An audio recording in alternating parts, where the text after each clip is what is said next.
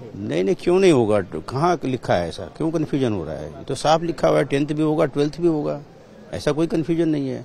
अभी तो आप देखो ना, जो स्ट्रक्चर बनाया 5+3+3+4, उसमें तो सब कुछ है। सेकेंडरी के 2 फेजेज हैं, फर्स्ट फेज में 9th 10th है, सेकेंड फेज में 11 12th है। तो ये तो साफ है, इसमें कोई कन्फ्यूजन की बात ही नहीं है, स्पष्ट है। एग्जाम पैटर्न कैसा होगा? एग्जाम पैटर्न जैसे एग्जाम होता है वैसे ही होगा ना।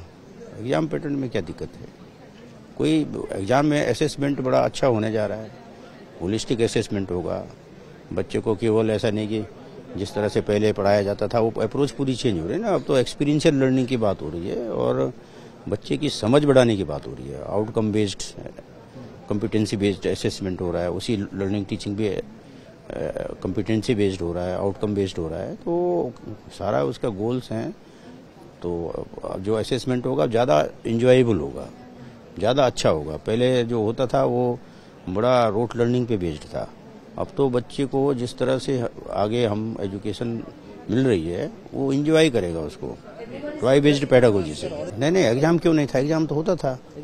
हाँ, तो नो डिटेंशन पॉलिसी जो थी, नो डिटेंशन पॉलिसी अभी सरकार ने तो निकाला है ना कि अब डिटेंशन बच्चे को मौका दिया जाएगा ठीक करने का, और अगर वो नहीं सही ढंग से जा पा रहा है आगे, तो उसको थोड़ा समय दे करके फिर से एग्जाम लेकर के उसको किया जाएगा। क्योंकि उससे क्या हो रहा था कि उससे बच्चा एकदम 8th तक चला गया और उसको कुछ आया नहीं, तो 9th 10th में क्या करेगा?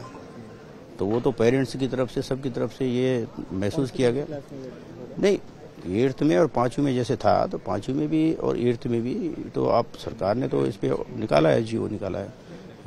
हमारे सचिव महोदय ने भी पिछले 15 दिन पहले ही एक क्लियरिफिकेशन सरकार ने किया है। क्लास 5 में और 8 में। हाँ, तो ये एग्जाम भी होगा, बच्चे को मौका दिया जाएगा, उसकी मदद की जाएगी। ऐसा नहीं है कि पहले तो ये है कि बच्चा पास हो रहा है, फेल हो रहा है, कोई मतलब नहीं। अब उसको मॉनिटर किया जाएगा, उसको सपोर्ट किया जाएगा और उसको पूरा अटेम्प्ट सर होगा?